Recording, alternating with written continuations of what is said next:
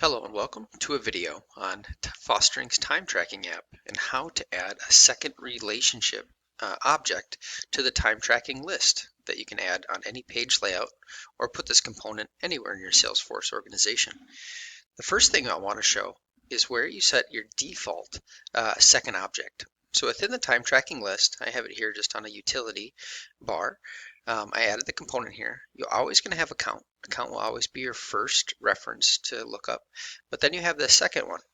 So the second one can be set to be a default across your whole organization. Or after I set that, I'll show you how to make it dynamic per what page it's set on. So as you can see here, it's set to case. And if we look at our default second object, if you click on this drop-down arrow, this will be different for you than it is in our org because what it does, it looks for any lookup relationship or any sort of relationship field on the time tracking summary object and puts it here. So if I change it to lead, I hit save, you can see the settings have been updated. I click here, probably need to refresh. I go to the time tracking list, now you see that it's changed to lead. So this is how to set your default for the component. Again, this is a lightning component that you would add to a utility bar or any page, but that's to set the second just default. However, we have made this dynamic so you can change the second related to whatever you want on whatever page it is.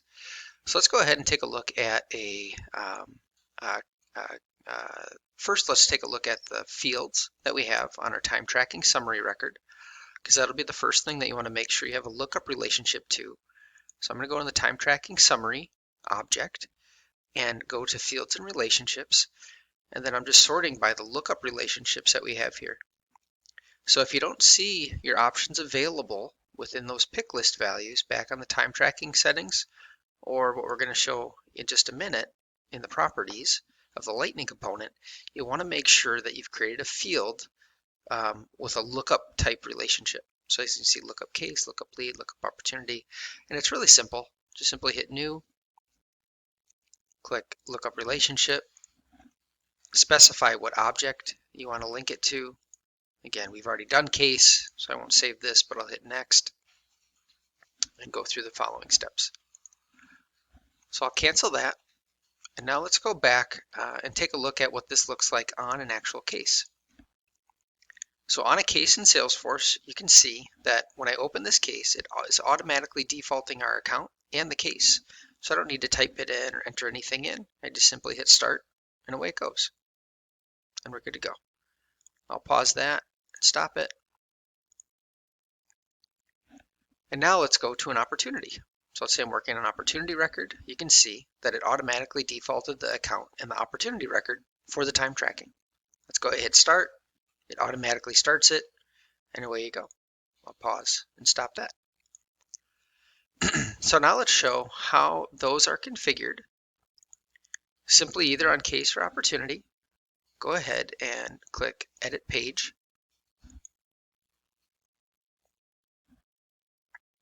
When you edit the page, you'll come to the component that we put on.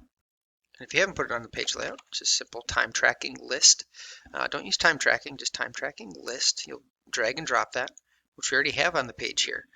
Now you'll see on the side there's a components property, or a property to this component. One first for the second lookup field. So again, these are those lookup relationships of the fields that you created on the time tracking summary record. So you could choose opportunity, case, lead, rate card. You can choose an object other than the object you're on. Again, we're on opportunity, so we'd want to link that to opportunity. But if you did link it to case, you certainly can do that. It's just not going to default any value there because you're not on a case record. So again, let's click it to opportunity, and then your account default value. So it'll query any account lookup fields or master detail relationship fields that you have on the on this opportunity record. So here would be account ID. You just simply hit save and go back to your page. So now let's say you have a custom object in your org and you don't have, and you want to relate it to that custom object. Let's go ahead through that process of what that looks like. So here we have custom object 1. We don't have the time tracking list here put into place yet. So the first thing we want to do is create a lookup relationship from time tracking summaries to our custom object. So let's go back there. I'll just verify I don't have one. Yep, did delete it. So we'll go ahead and start that. So we'll hit new. We'll choose lookup relationship. I will find my custom object one. You can give it some sort of name, description, help text, whatever you'd like. All these are not required. You can move on. Next, you'll set your visibilities for your profiles. And then you can choose to add the related list or not. You certainly don't have to. In this case, I won't. So this is the related list for the time tracking summary to that custom object. And then the reverse as well. We'll save this. We'll go back to our custom object. I always like to refresh the screen just when we do any sort of setup changes. Make sure those go into effect. Now I'll go to edit page. Also, we can verify simply by going to a time tracking summary record.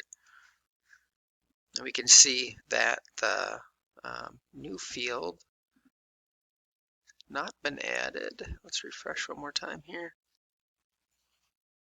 It looks like it's not on the layout yet, so we probably just need to add that to the layout. We should see custom object 1 here, but we know we did add it because it's here. So if I want to add it to a page layout, go ahead, page layouts, edit your layout, and then there's my custom object 1. I can pull that down and save. So now if I go back to my time tracking summary record, I see that the custom object 1 is in fact added. So let's go back to our custom object page layout. Again, we're on our custom object. I just pulled up an example record page. Go to edit page. Now you'll look for that component, time tracking list. Drag and drop it wherever you'd like it on the page layout. We think it looks nice on the right hand side here. And now you can see, what's my second lookup field? Well, now I'll be able to see that lookup field I just created, custom object 1. And the account default value, we have your custom object will need a lookup to the account or a master detail relationship to the account. So I'll go ahead and set that, hit save, and then go back. So from this custom object now, I'm able to see that my account values and my custom object records, value records of the records, automatically defaulted. So let's go ahead and hit start, and it'll work, and away you go. So again, as a recap, what we did is we set up the default. So basically on this page, if you don't set those default properties, this is what the default is going to show, is based on what you're setting you select here. So across your organization, if you wanted everyone to mainly track the second object toward opportunity or case, just as a default. But if you want to specify it more specifically on an object itself or on a page layout itself, you can specify those values to default them in. Thank you, and that concludes setting up a second object relationship with Fostering's time tracking app.